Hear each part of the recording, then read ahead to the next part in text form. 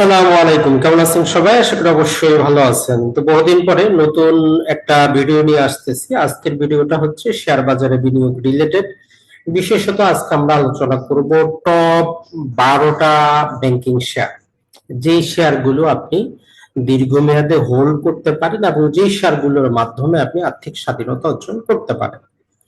এখন শেয়ার বাজারে কি কিভাবে কাজ করে এই রিলেটেড অনেকগুলো ভিডিও আমাদের আছে, ফ্রিতে দেওয়া আছে, আপনি দেখতে পারেন, অথবা আমাদের পেইড কোর্স আছে, সেটা নিয়েও কিন্তু দেখতে পারেন। শেয়ার বাজার এমন একটা জায়গা যার মাধ্যমে আপনি হাজার হাজার আপনার জন্য টাকা ইনকাম করবে এমন ব্যক্তি প্রতিষ্ঠান গড়ে তুলতে পারেন। স্বাভাবিকভাবে আপনার কাছে টাকা থাকলে আপনি হয়তো একটা দুইটা তিনটা ব্যবসা করতে পারবেন, কিন্তু শেয়ার বাজার এমন একটা জায়গা যেখানে প্রতিষ্ঠিত ব্যবসার মালিকানা বিক্রি হচ্ছে। আপনার প্রয়োজন শুধু যাচাই বাছাই করে ভালো কোম্পানির মালিকানা অংশগ্রহণ করা। মূলত এটাই হচ্ছে শেয়ার বাজার। তো যাই হোক, চলুন আজকে আমরা দেখার চেষ্টা করি বাংলাদেশের ব্যাংকিং সেক্টরটা। আর এই বাংলাদেশে অসংখ্য ব্যাংক আছে, এর মধ্যে আমরা প্রতিবারই বলি 36টা ব্যাংক শেয়ার বাজারে নিবন্ধিত, 5টা ব্যাংকের ট্রেডিং বন্ধ আছে। বাকি কিছু ব্যাংক আছে যেগুলো মোটামুটি আমরা বলতে পারি যে লসে আছে।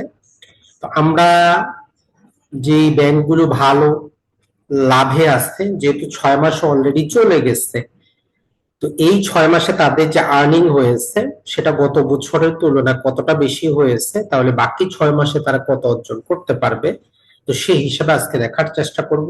আপনারা দেখতেছেন সাতকাহন, সাথে আজকে হোস্ট আজদিমুদ্দিন। তো বন্ধুরা, সর্বপ্রথমেই আমরা যেটা দেখার চেষ্টা করি, পিডিএফটা দেখার চেষ্টা করি, এরপরে আমরা এক্সেল শিটটা দেখার চেষ্টা করব।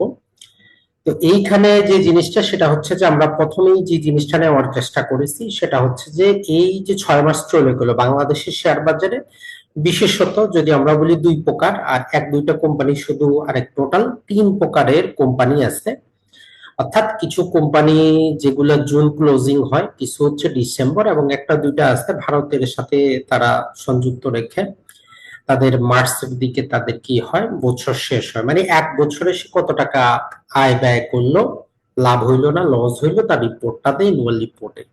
আর শেয়ার বাজারে নিবন্ধিত প্রতিটা কোম্পানি প্রতি 3 মাস অন্তর অন্তর সে কি করে, তার ফাইন্যান্সিয়াল স্টেটমেন্টটা দেয় যে সে ইপিএস প্রতি কত টাকা ইনকাম করলো, ন্যাপ কত, তার অপারেশনাল যে ক্যাশ ফ্লোটা কত, এই যে তিনটা জিনিস কিন্তু তারা দেয়। তো আমরা এখানে গত 2025 সালের প্রথম 6 মাস এবং 26 সালের প্রথম 6 মাস, এই দুটো তুলনা করে এই শীটটা তৈরি করা হয়েছে যে কোন ব্যাংকের শেয়ারটা কত পার্সেন্ট লাভ করেছে। প্রথমে আমরা দেখার চেষ্টা করি ব্র্যাক ব্যাংক। তো এখানে ব্র্যাক ব্যাংকের শেয়ার প্রতি আয় গত বছরে যদি আমরা দেখি, প্রথম 6 মাসে ছিল 3 টাকা 9 পয়সা, তো সেটা বেড়ে 5 টাকা 7 পয়সা হয়েছে। তো আমরা শতকরা হারে যদি নেই, প্রায় 37% মতো বৃদ্ধি পেয়েছে। তার মানে ব্যাংকটা ভালো পজিশনে আছে আমরা বলতে পারি। এখন এইটা শোনা মাত্র আপনি ব্র্যাক ব্যাংক ক্রয় করে ফেলবেন, জিনিসটা কিন্তু এমন না। এরপরে চলে আসে আমরা পূবালী ব্যাংকের, যদি আমাদের গত বছরের 6 মাস আর এই প্রথম 6 মাস তুলনা করি, সেই হিসাবে তারা 18%-এর মতো বেশি মুনাফা কিন্তু তারা করেছে। ডাচ বাংলা ব্যাংক, এখানে তাদের মুনাফার হারটা, ডাচ বাংলা ব্যাংক বিগত 2-3 বছর যাবত খারাপ করতেছিল, ওই জন্য তাদের 1 টাকা 4 পয়সার ইপিএস 4 টাকা হয়েছে, প্রায় 300, মোটামুটি 18%-এর মতো এক্সেপশনাল তারা গ্রো করেছে। তো এটা জাস্ট একটা এক্সেপশন হিসাবে দেখতে পারেন। যমুনা ব্যাংকও যদি আমরা দেখি 21%-এর মতো গ্রো করেছে এই 6 মাসে। এরপরে প্রাইম ব্যাংক, তারা সিঙ্গেল ডিজিটে চলে গেছে 5.95, এটা একটা বলতে পারি আমরা খারাপ দিক। সিটি ব্যাংক 75%-এর মতো গ্রো করেছে। এরপরে যদি আমরা দেখি আমাদের শাহজালাল ব্যাংক 12%-এর মতো গ্রো করেছে, ইবিএল 24%-এর মতো করেছে, উত্তরা 52%-এর মতো করেছে, এনসিসি আমাদের 11%-এর মতো করেছে। ব্যাংক এশিয়া এবং ট্রাস্ট ব্যাংক, এইটা গত বছরের তুলনায় তারা খারাপ করেছে আবার তাও ডবল ডিজিটে। তাহলে ব্যাংক এশিয়া কি করছে, 16%-এর মতো তার আয়টা কমে গেছে, এবং ট্রাস্ট ব্যাংকও 6 মাসের হিসাবে কি হয়েছে, তার মোটামুটি 11%, মানে ডবল ডিজিটে সে নিচের দিকে এসেছে।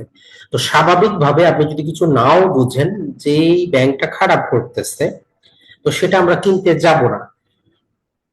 তাহলে এই জায়গা থেকে আমরা বলতে পারি ট্রাস্ট ব্যাংক এবং ব্যাংক এশিয়া আমাদের হিসাবের বাইরে থাকতে পারে। এর বাইরে যদি আমরা হিসাব করি তাহলে আমরা 10টা ব্যাংক পাচ্ছি। ওভারঅল আমরা টোটাল এখানে 12টা ব্যাংকে ভালো হিসাবে নিব, কারণ হচ্ছে যে ব্যাংক এশিয়া এবং ট্রাস্ট ব্যাংক আয় কমার সাথে সাথে এর দামটাও কিন্তু কমে গেছে। তো এই জন্য বলে যে শেয়ার বাজারে আসলে হচ্ছে দীর্ঘমেয়াদে যদি আপনি দেখেন, কোম্পানি যদি রেভিনিউ বাড়ায়, কোম্পানি যদি ইপিএস বাড়ায়, তার গ্রোথ যদি থাকে, শেয়ার বাজারেও তার ইনকাম কিন্তু বাড়বে। আর যদি কমে, তার দামটাও কমে যাবে। এখন আমরা যে জিনিসটা দেখার চেষ্টা করব সেটা হচ্ছে যে তাহলে এই ব্র্যাক ব্যাংকটা এই 6 মাসের হিসাব, আগামী 6 মাস আমরা ধরেই নিচ্ছি এই পর্যন্ত ইনকাম করবে। প্রথম 6 মাসে যতটুকু ইনকাম করছে, পরবর্তী 6 মাসেও অতটুকুই ইনকাম করবে, এর বেশি তারা ইনকাম করতে পারবে না।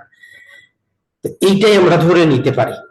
তো যতটুকু সে ইনকাম করেছে আগামী 6 মাসেও সে অতটুকু ইনকাম করবে, এর বেশি করবে না। এর মধ্যে হয়তো একটা দুটা ব্যাংক একটু বেশি করবে, আবার কিছু ব্যাংক কমও করবে, জাস্ট আমরা ধরে নিচ্ছি।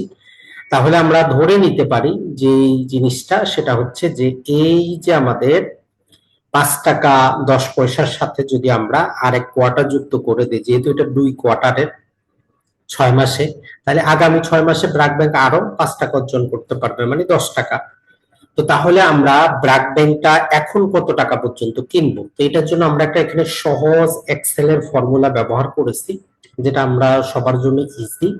তো এক্সেল শিটটা যদি আমরা দেখি, তো এইটা জাস্ট আমার নিজস্ব ফর্মুলা, অন্য কারো কিন্তু নিবেন না।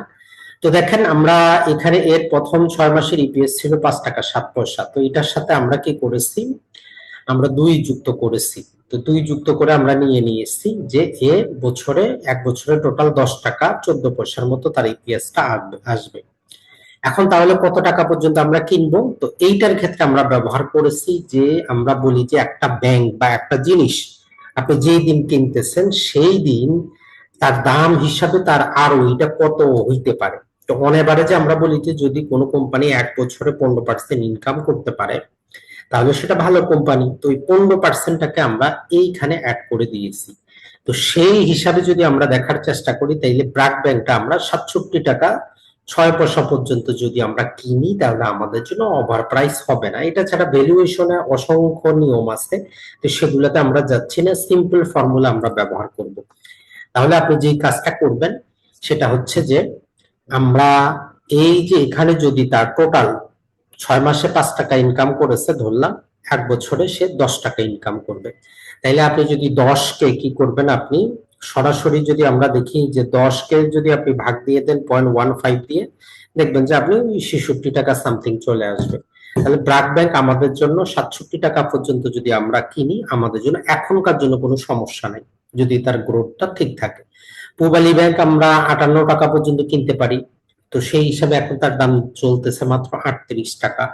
ডাচ বাংলাও 58 টাকার মতো কিনা যেতে পারে এই ক্যালকুলেশন অনুযায়ী। যমুনা ব্যাংক 53 টাকা, প্রাইম ব্যাংক হচ্ছে আমাদের 47 টাকা, সিটি ব্যাংক 40 টাকা, শাহজালাল ব্যাংক 36 টাকা পর্যন্ত, ইবিএল 35 টাকা, উত্তরা হচ্ছে আমাদের 29 টাকা, এনসিসি 27 টাকা, ব্যাংক এশিয়া 23 টাকা এবং ট্রাস্ট ব্যাংক 16 টাকা পর্যন্ত। তো আপনি যা দেখেন যে ট্রাস্ট ব্যাংকটা মোটামুটি 15 টাকা 16 টাকার মধ্যেই বিক্রি হচ্ছে। তো আপনি যদি দীর্ঘমেয়াদে 5-10 বছরের জন্য ইনভেস্ট করতে চান, ধীরে ধীরে ট্রাস্ট ব্যাংকে আপনি শেয়ার নিতে পারেন, যদিও তার ইনকামটা অতটা গ্রো হচ্ছে না, এখানে দেখেন মাইনাসে আছে। কিন্তু যেহেতু তার ম্যানেজমেন্ট ভালো, ম্যানেজমেন্টের কাছে মোটামুটি 60% 60%-এর মতো হোল্ডিং আছে, ভবিষ্যতে ভালো করবে। ব্যাংক এশিয়াও কিছুটা চাপে পড়েছে, যেহেতু তারা, আমরা জানি ব্যাংক আলফালাকে অধিগ্রহণ করেছে। তো আগামী 5-10 বছরে সে একটা বড় ব্যাংক হিসাবে আসবে। তো এই জন্য দীর্ঘমেয়াদে যাদের কল্পনা আছে এই দুটাতে নিতে পারে। আর যদি আপনি দীর্ঘমেয়াদে না থাকে, 1-2 বছরের জন্য থাকে, তাহলে এই দুটো ব্যাংক আপনি বাদ দিবেন। তাহলে আপনার 10টা ব্যাংক থাকলো। তো আপনি এই 10টা ব্যাংকের কি করতে পারেন, প্রতিটা ব্যাংকে 10% করে আপনার কি করতে পারেন, ইনভেস্ট আপনি করতে পারেন। ধরেন আপনার কাছে 1 লক্ষ টাকা আছে, তো সেই হিসাবে আপনি কি করবেন, ইনভেস্ট করা শুরু করবেন। যেমন 10,000 টাকা ব্যাংকে ব্র্যাক ব্যাংক কিনলেন, 10,000-এ পূবালী কিনলেন, এইভাবে আপনি আপনার অ্যালোকেশনটা করতে পারেন। তাহলে এখন যদি আমরা এক্সেল শিটটা একটু দেখার চেষ্টা করি, সেটা হচ্ছে যে আমাদের এই যে আমরা মোটামুটি 12টা ব্যাংক নিলাম, এই 12টা ব্যাংকের এখানে তার ইনকামটা দেওয়া আছে, কতটা গ্রোথ হইলো সেটা দেওয়া আছে। তো গ্রোথটা যদি আমরা যে উপরে থেকে যদি নিচের দিকে যদি আসি, ডাচ বাংলা ব্যাংকটা আমরা বাদ দিব, এটা এক্সেপশনাল গ্রোথ, নর্মালি এরকম গ্রোথ হয় না। তাহলে আমাদের টপ ওয়ানে থাকবে আমাদের সিটি ব্যাংক। তাহলে আপনি সিটি ব্যাংকের শেয়ারটা কিন্তু নিতে পারেন নির্দ্বিধায়, এখানে আপনার কোনো টেনশন নেওয়ার কিন্তু কোনো কারণ নাই। সিটি ব্যাংকটা আপনি কি করতে পারেন, নির্দ্বিধায় নিতে পারতেছেন। তো এটাকে আমরা যদি গ্রিন করে দেই, তাহলে একটা হচ্ছে আমাদের সিটি ব্যাংক। এরপরে উত্তরা ব্যাংক, এই ব্যাংকটাও সবচেয়ে বেস্ট ব্যাংক, আপনি এটাতে নিতে পারেন। এরপরে আমাদের ব্র্যাক ব্যাংক, তো এটা তো আপনি নিতে পারেন। মোটামুটি 3টা কিন্তু কনফার্ম হইলো যেগুলো আপনি লং রানের জন্য নিতে পারেন। এরপরে ইবিএলটাও বর্তমানে ভালো আছে, তো এটার জন্য নিতে পারেন। এরপরে যমুনা ব্যাংক, এই মোটামুটি আপনার 5টা। তো যদি আপনি চান যে আপনি 20% করে অ্যালোকেশন করবেন, তাহলে 5টা আপনার জন্য যথেষ্ট। আর আপনি যদি বলেন যে মার্কেটের এই যে এত উত্থান পতন আপনি এগুলাতে ভয় পান, তাহলে আপনি কি করতে পারেন, 10 বা 12টা প্রতিটাতে সম পরিমাণ করে আপনি অ্যালোকেশনটা দিতে পারেন, এটা আপনার জন্য বেস্ট হবে। তাহলে আমরা যে জিনিসটা আপনাদেরকে বলবো যে আপনি কি করতে পারেন, এই 5টা ব্যাংকের মধ্যে আপনি চাইলে 20% করে অ্যালোকেশনটা দিতে পারেন, তাহলে মোটামুটি আপনার 5-20-100 আপনার হয়ে গেল। এখন আসি, ব্যাংকিং ব্যবস্থায় শুধু অন্ধের মতো কিনবেন না, এগুলো আপনাকে তাদের রিনিউয়াল রিপোর্ট থেকে যাচাই বাছাই করতে হবে। আর এইখানে আমরা যে আপনাদের 5টা ব্যাংক আপনাদের যে দিলাম, এগুলোর প্রতিটারই যে আমাদের আরওই আছে 15%-এর উপরে আছে গত 3 বছরে। তার মানে এই ব্যাংকটা যদি টোটাল ব্যাংকটা আপনি নেন, ব্যাংকটা আপনাকে টোটাল 1 কোটি টাকা বিনিয়োগ করলে মূল ব্যাংক আপনার সবকিছু বাদ দিয়ে 15 লক্ষ টাকা কিন্তু ইনকাম করবে। আরওএ তার ম্যানেজমেন্টটা সবগুলারই ভালো, 1%-এর উপরে আছে। আর এনপিএল যেটা আছে সবই 5%-এর কমে আছে, City Bank, Uttara, BRAC, EBL, Jamuna, 500টার মধ্যেই। তাহলে আমাদের ব্যাংকিং এর যে কি সূত্র, আরওই, আরওএ, এনপিএল সবগুলো কিন্তু আমাদের ঠিক আছে। ন্যাব যদি আমরা দেখার চেষ্টা করি, শুধুমাত্র আমাদের ব্র্যাক ব্যাংকটা অলরেডি মোটামুটি যদি আমরা বলি, পি রেশিও দেখলে অনেক হাই, সেক্টরের বেশি। কিন্তু সমস্যা হচ্ছে ব্র্যাক ব্যাংকের গ্রোথটা তা বেশি থাকার কারণে প্যাক রেশিও অনুযায়ী অনেক সস্তা। তো তারপরেও আপনি যদি আরো যদি টেনশন নিতে যদি না চান, আমরা যেটা বলবো যে আপনি ব্যাংক এশিয়া এবং ট্রাস্ট ব্যাংক এই দুটা যদি নিতে চান নিতে পারেন।